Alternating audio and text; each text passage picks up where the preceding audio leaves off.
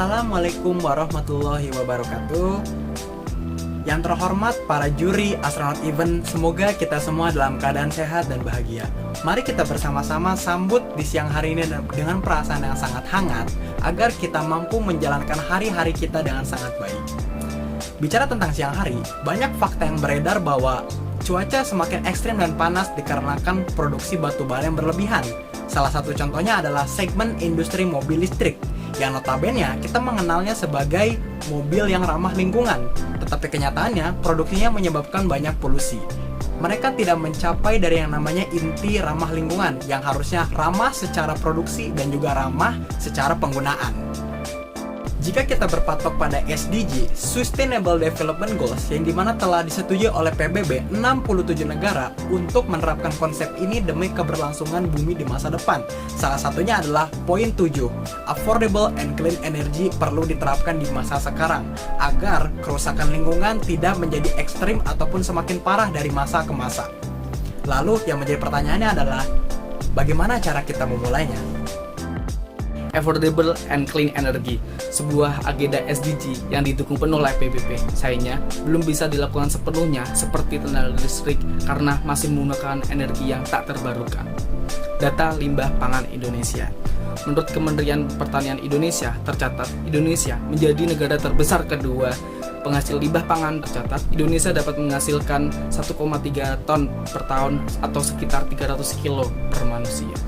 Belum lagi ditambah limbah lainnya seperti limbah industri, bahkan limbah kotoran hewan. Prinsip pembuatan biogas adalah proses dekomposisi bahan organik secara anaerobik. Limbah organik yang telah kami kumpulkan sebelumnya seperti limbah kotoran sapi, limbah pangan, dan limbah industri non-B3 akan ditampung ke dalam sebuah reaktor yang disebut sebagai digester.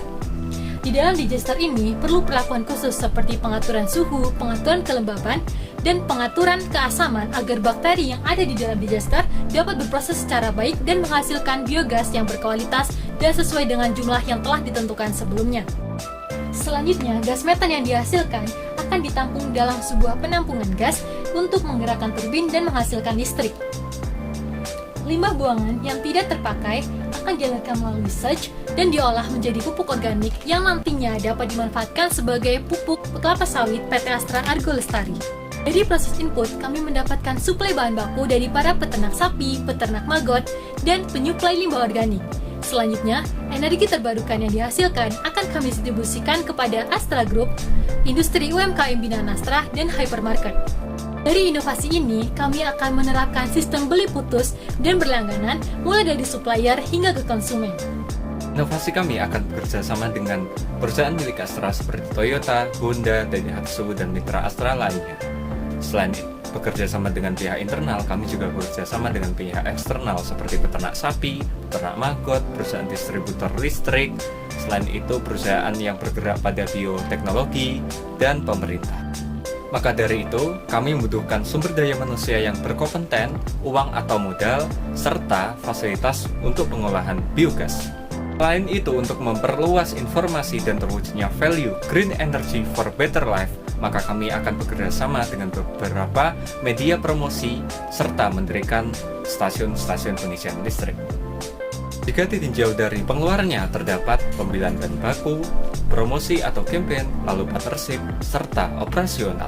Dengan proses yang telah kita lakukan sebelumnya, kita yakin kita dapat memperoleh keuntungan hingga 100% dari hasil penjualan listrik dan pupuk yang telah kita hasilkan secara mandiri. Lingkungan yang berubah, pasti ada perubahan yang berhubungan dengan kehidupan, ujar Charles Lindbergh. Wassalamualaikum warahmatullahi wabarakatuh.